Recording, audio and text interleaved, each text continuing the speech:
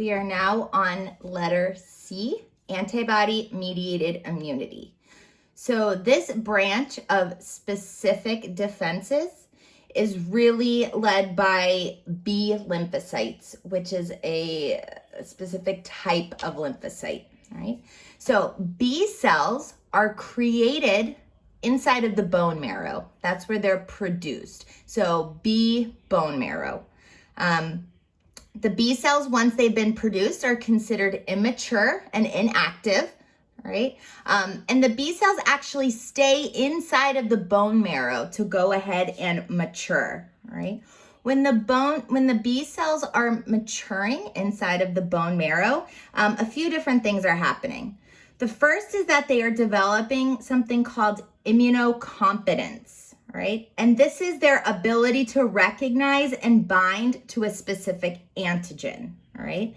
So this development of immunocompetence is the creation of these surface cell receptors called B cell receptors, BCR. And here in blue is our B lymphocyte, right? So millions and millions of unique combinations are created on the surface of these B lymphocytes that could match any potential foreign antigen that it might encounter, all right? So you have unique B cell receptors on every single one of these individual B lymphocytes that are sitting and maturing inside of the bone marrow, okay? These B cells have no idea which one of them is actually gonna make a match with a foreign antigen. So it just makes lots of genetic combinations in hopes that one of them could potentially match something that it encounters in the body, all right?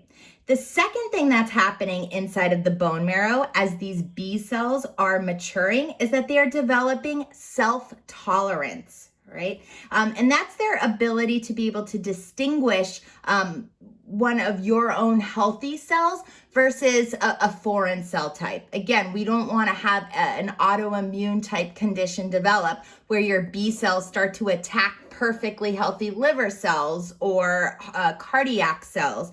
All right, that's an example of an autoimmune disease or an immune dysfunction, all right? So both of these things are happening simultaneously inside of the bone marrow as these B cells mature, all right? They're developing the immunocompetence, which is the ability to recognize a foreign antigen, and that's done by having various genetic combinations on these B cell receptors. And they're also developing self-tolerance, the ability to distinguish a healthy cell from a non-self cell. Once the B cells have matured inside of the bone marrow, they enter into circulation and then the lymphatic system, and these matured B cells will migrate to the lymph nodes where they reside, okay? So these mature B cells remain inactive inside of the lymph node, waiting to encounter their antigenic match, okay? They're basically waiting to see, hey, are any one of these B cell receptors going to match up to a pathogen that I encounter? They have no idea what's waiting for them out there, but they're just hoping that they're prepared for one of these B cell receptors to match an antigen. So let's take a look at what happens for the B lymphocyte to become active.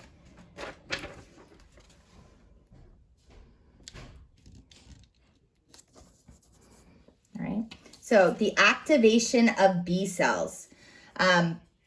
Remember, pathogens can also travel inside of the lymphatic vessel system. They go through blood circulatory system, they can be present inside of the tissue, and they can also be forced into the lymphatic vessels. As the lymphatic vessels are traveling back towards the heart, remember they have to go through the lymph nodes in order to be cleaned out, or the cleansing of the lymph. And it also gives the body an opportunity to interact with a pathogen that's present inside of the body. So as the pathogen approaches the lymph node, we have all of these inactive B cells that are just sitting and waiting for a match with an antigen present on the surface of this pathogen. So these B cells kind of sample, right? They try to bind to the surface of this pathogen. So you might have multiple B cells that do not become activated because they do not have a lock and key match between their B cell receptor and the antigen present on the surface of a pathogen. So this one's gonna sample, no match, doesn't fit, no match, no match, no match.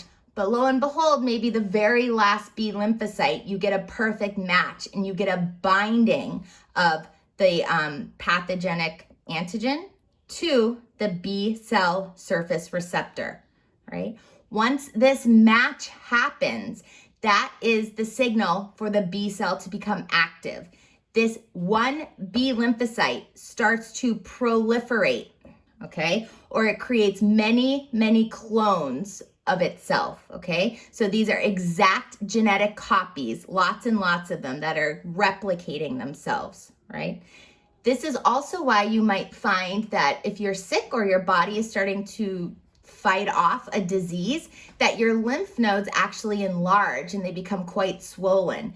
And that's because of this process of proliferation. You have lots and lots of cells that are replicating and building. So this lymph node can actually get quite large and swollen, which a physician at a doctor's office is going to be feeling for if you're feeling under the weather, right?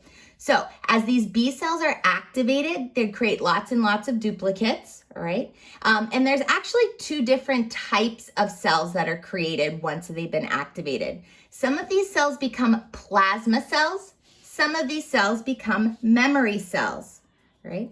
The plasma cells are the soldiers that are actually going to leave the lymph node and travel in the circulatory system looking to target any other pathogen bearing that specific antigen in the body. You're also going to have memory cells that stay behind in the lymph node.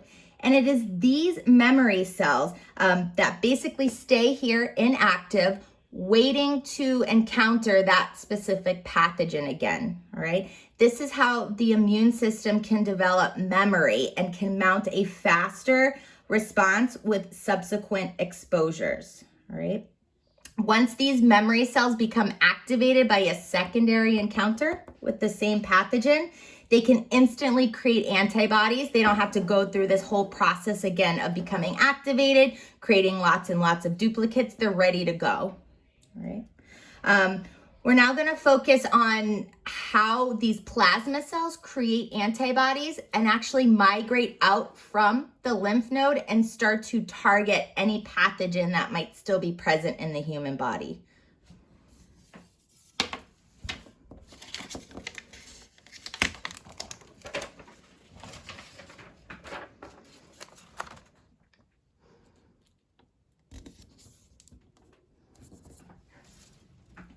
All right, so the B cell immune response, right? This is conducted by plasma cells, right? These plasma cells are responsible for secreting antibodies into the lymph fluid, which then enters into the blood plasma, right? These antibodies are exact replicas of the activated B cell receptor. Remember that B cell receptor was the one that made the perfect lock and key match to the antigen present on the surface of that pathogen, right? So these plasma cells enter into general circulation, all right? So these were all those clones, those plasma cells. They start to secrete antibodies, antibody secretion, which also goes around in circulation.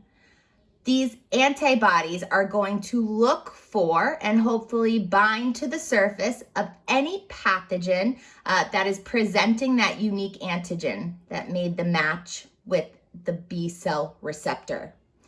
The binding of an antibody to an antigen is called an antibody-antigen complex, right? Once there is the formation of an antigen-antibody complex, that will signal macrophages and other immune cells to come and destroy this pathogen.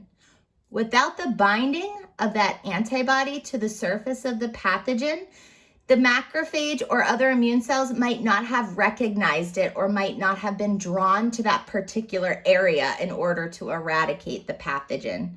So this formation of the antibody antigen complex will mark the cell for destruction, allowing macrophages to migrate to that complex, and then this process of phagocytosis can be completed, right?